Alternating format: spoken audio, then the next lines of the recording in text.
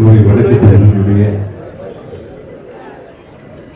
தலைமை தேர்தல் பணிமனை செயல் வீரர் கூட்டம் வேட்புமனு தாக்கல் என ஒரே நாளில் 3 அதிரடிகளை நிகழ்த்தி காட்டியிருக்கக்கூடிய சிறப்பு வாய்ந்த நிகழ்வில் பங்கெடுத்து எனக்கு முன்னாலே உரையாற்றி இருக்கின்ற கழகத்தினுடைய சொத்து பாதுகாப்பு குழுவுடைய துணைத் தலைவர் முன்னாள் அமைச்சர் போற்றுவதற்குரிய திரு பொங்கலூர் பழனிசாமி அவர்களே, இந்த சிறப்பு வாய்ந்த நிகழ்வை ஏற்பாடு செய்து கோவை வடக்கு தொகுதியினுடைய வேட்பாளராக கழகத்தினுடைய தலைவர் தமிழ்நாட்டினுடைய முதலமைச்சர் மாண்புமிகு தளபதி அவர்களால் அறிவிக்கப்பட்டு இன்று வேட்புமனுக்களை தாக்கல் செய்ய இருக்கின்றார்கள் மாவட்ட கழகத்தினுடைய செயலாளர் அன்பு சகோதரர் துரை செந்தமிழ் செல்வன் அவர்களே, இந்த இணைய நிகழ்வில் பங்கெடுத்திருக்கின்ற நாடாளுமன்ற உறுப்பினர் அன்பிற்குரிய அண்ணன் கணபதி ராஜ்குமார் அவர்களே, மேயர் அக்கா ரங்கநாயகி அவர்களே, இது வருகையிருக்கிற தோழமை இயக்கங்களை சார்ந்திருக்கக்கூடிய அன்பிற்குரிய அண்ணன் திரு ராஜாமணி அவர்களே, அண்ணன் சண்முகவடிகள் அவர்களே, அண்ணன் இலக்கியன் அவர்களே, அண்ணன் ஜேம்ஸ் அவர்களே, அண்ணன் கிருஷ்ணமூர்த்தி அவர்களே,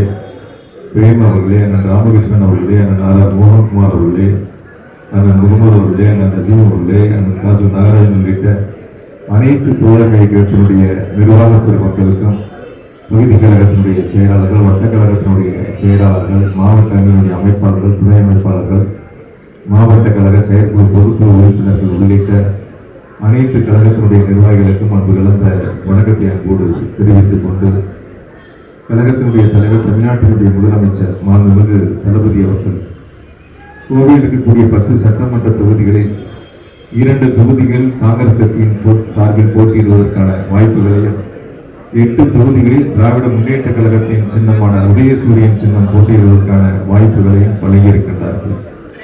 2021 சட்டமன்ற தேர்தலை போல் இந்த தேர்தல் இருக்காது. அதற்கு காரணம் 5 ஆண்டுகளில் முதலமைச்சர்கள் கோவைக்கு வழங்கியிருக்கின்ற வளர்ச்சி திட்டங்களை பார்த்து மக்கள் அவர்கள் இந்த முறை நிச்சயமாக நாங்கள் உதயசூரியனுக்கு முதலமைச்சர்களுக்கு ஆதரவாக வாக்களிக்க தயாராக இருக்கிறோம் என்பதை உறுதி செய்திருக்கிறார்கள்.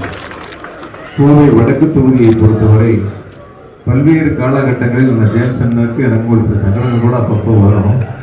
சில நேரங்கள் சோசியல் மீடியா பார்த்துட்டு பாரு நம்மளோடய இருந்துக்கிட்டு எல்லாமே சொல்லிட்டு இருக்காருன்ட்டு நானும் விட்டு தான் பார்த்தேன். சரி அங்கெல்லாம் போறாரே பேசுறாரே ஏதாவது சாதிச்சிருவாரு. இப்போ அவரே ஒத்துக்கிட்டாரு. போனே செருப்பு தெரிஞ்சது வேலை நடக்கலைங்கிறத அண்ணனே ஒத்துக்கிட்டாரு. அதனால நிச்சயமாக வடக்கு தொகுதியாக இருந்தாலும் தெற்கு தொகுதியாக இருந்தாலும் சிங்கானூர் தொகுதியாக இருந்தாலும் கோவையில் இருக்கக்கூடிய 10க்கும் வளர்ச்சி திட்டங்களை தரக்கூடிய அரசு திராவிட மாடல் அரசு. அதை வழங்கக்கூடிய முதலமைச்சர். ஏன்னா போன தேர்தல் நம்ம 10 வெற்றி வாய்ப்பை இழந்தோம். ஆனால் வெற்றி வாய்ப்பை இழந்திருந்தாலும் கூட தமிழ்நாட்டில் சென்னை நீங்களாக முதலமைச்சர்கள் அதிக முறை சுற்றுப்பயணம் செய்த மாவட்டம் கோவை மாவட்டம். எதிர்கட்சி சட்டமன்ற உறுப்பினர்கள் முதலமைச்சர்கள் பார்க்கல 234 தன்னுடைய தொகுதியாக பார்த்துதான் ஒவ்வொரு திட்டங்களையும் தந்திருக்கின்றார்கள். அதற்கு வரலாற்று சாதனை நிகழ்வுகளாக சில நேரங்களில் எதிர்கட்சியினுடைய வேட்பாளர்கள் கூட நான் சில நேரங்கள் அந்த சமூக ஊடகங்களில் பார்த்தேன். திமுக அரசு என்ன செஞ்சது, திருப்பி நான் பத்திரிகையாளர் ஒரு கேள்வி கேட்டேன். ஒரு 1/2 மணி நேரம் போய் செம்மொழி பூங்காவை சுற்றி பார்த்துட்டு வர சொல்லுங்க, அப்போ பெரிய திராவிட மாடல் அரசு என்ன செய்தது என்று முதலமைச்சருடைய சாதனையை புரிந்து கொள்வார்கள். 7 மாடி கொண்ட பெரியார் நூலகம் மிக பிரம்மாண்டமாக இறுதி கட்டத்தை எட்டியிருக்கிறது. நம்முடைய முதலமைச்சர் அவர்களும் கோவைக்கு வருகை இருந்து தேர்தல் பிரச்சார கூட்டத்தில் எழுத்துரையாற்றுகின்ற பொழுது வெற்றி பெற்று அரசு அமைந்தவுடன் முதல் நிகழ்ச்சியாக கோவைக்கு வருகிறவர்களுக்கு பெரியார் நூலகத்தை திறந்து வைக்கும் என்ற உறுதியை கொடுத்தார்கள். அதே போல அவினாசி சாலையில் ஜிடி நாயுடு மேம்பாலம், இப்படி தொடர்ச்சியாக பல்வேறு திட்டங்களை கோவைக்கு அடையாளமாக முதலமைச்சர்கள் வழங்கியிருக்கிறார்கள்.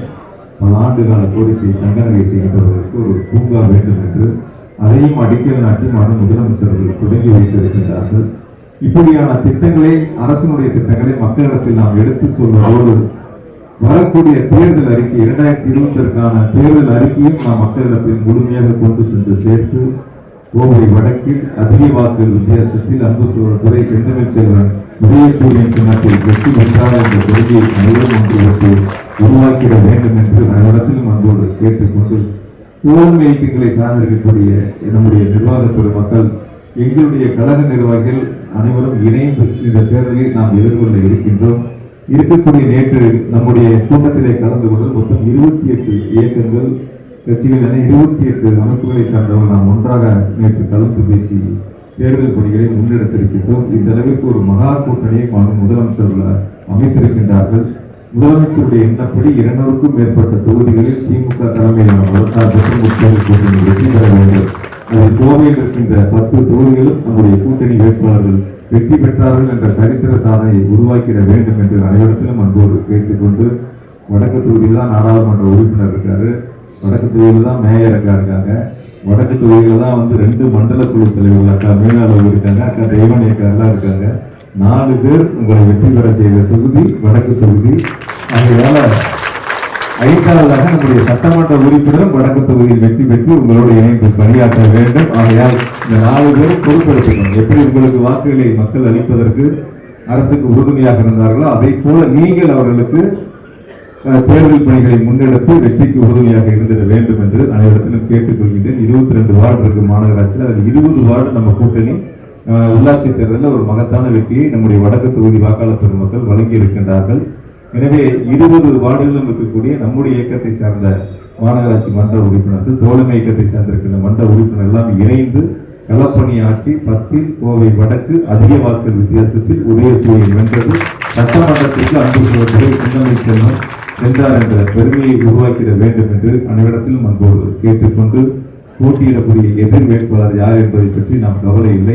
ஏனென்று சொன்னால், ஒவ்வொரு முறையும் நாடாளுமன்ற தேர்தல் வருகின்ற பொழுது ஒன்றியத்தில் இருக்கக்கூடியவர்கள் பல்வேறு வாக்குறுதிகளை சொல்வார்கள். அரசு அமைந்தவுடன் ஒரு வாக்குறுதி நிறைவேற்றாத அரசு பிஜேபி அரசு, மோடி அரசாங்கம். ஆகையால் அவர்கள் என்ன சொன்னாலும் மக்களிடத்தில் எடுபடப் போவதில்லை. கடந்த முறை ஆட்சியில் இருந்த பொழுதும் சரி, அல்லது இப்பொழுது நடந்து முடிந்த நாடாளுமன்ற தேர்தலுக்கு பிறகும் சரி, நான் அவர்களிடத்தில் கேட்பது ஒரே ஒரு கேள்வி: இத்தனை ஆண்டுகள் மத்தியில் ஆட்சியில் இருக்கின்றீர்கள், கோவைக்கு சிறப்பு திட்டம் என்று ஒரு திட்டத்தை நீங்கள் செய்திருந்தால் இந்த நேரத்தில் பட்டியலிட்டு சொல்லுங்கள். எதையும் செய்யாதவர்கள் இனி வரப்போற காலத்தில் எதையும் செய்ய போவதில்லை. செய்யக்கூடிய அரசு திராவிட மாடல் அரசு, செய்யக்கூடிய முதலமைச்சர் தளபதி என்பதை வாக்காளர் பெருமக்களுக்கு எடுத்து சொல்லி அவர் அனைவரையும் ஒரே சூரியனுக்கு ஆதரவாக வாக்களிக்கின்ற அந்த நிலையை உருவாக்கிட வேண்டும் என்று அனைவரிடத்திலும் அன்போடு கேட்டுக்கொண்டு, நிச்சயமாக நம்ம தான் ஜெயிக்கிறோம், நம்ம மட்டும்தான் ஜெயிக்கிறோம் என்ற முன்னெடுப்போடு சில நேரங்களில் பேசும்போது நிர்வாகிகிட்ட கூட கேட்பேன், எப்படி இருக்குன்னு கேட்டு முடிச்சதுக்கு அப்புறம் சொல்லுவோம், நிச்சயமா நம்ம ஜெயிப்போம் அப்படின்னு. நிச்சயமா நம்ம ஜெயிப்போம் அப்படின்னு. அதற்கு காரணம் மக்கள் மாண்புமிகு முதலமைச்சர்கள் மீது வைத்திருக்கக்கூடிய நம்பிக்கை, தாய்மார்கள் மாண்புமிகு முதலமைச்சர்கள் மீது வைத்திருக்கக்கூடிய நம்பிக்கை, இளைஞர்கள் மாண்புமிகு முதலமைச்சர்கள் மீது வைத்திருக்கக்கூடிய நம்பிக்கை, தொழில் முனைவோர்கள் மாண்புமிகு முதலமைச்சர்கள் மீது வைத்திருக்கக்கூடிய நம்பிக்கை. சில நேரங்களில் ஆட்சி 2001 அமைந்த பிறகு மாண்புமிகு முதலமைச்சர்கள் சுற்றுப்பயணம் செய்கின்ற பொழுது வாகனத்தில் சில நாட்களில் இருக்கின்ற பொழுது பார்த்தால் வழிநெடுக மனுக்களோடு என்ற அந்த நிலை மாறி இப்பொழுது அந்த சுற்றுப்பயணத்தின் போது எங்காவது 1-2 மனுக்கள் தான் கையிலே தாய்மார்கள் வைத்து நிற்கின்றார்கள். அத்தனை மனுக்களுக்கு தீர்வு கண்ட அரசு திராவிட மாடல் அரசு. ஒரு சிறிய செய்தியாக இருந்தாலும் அந்த செய்தியை உடனுக்குடன் முதலமைச்சர்கள் கவனித்து அதற்கான நடவடிக்கைகளை எடுக்கக்கூடிய முதலமைச்சரை நாம் பெற்றிருக்கின்றோம்.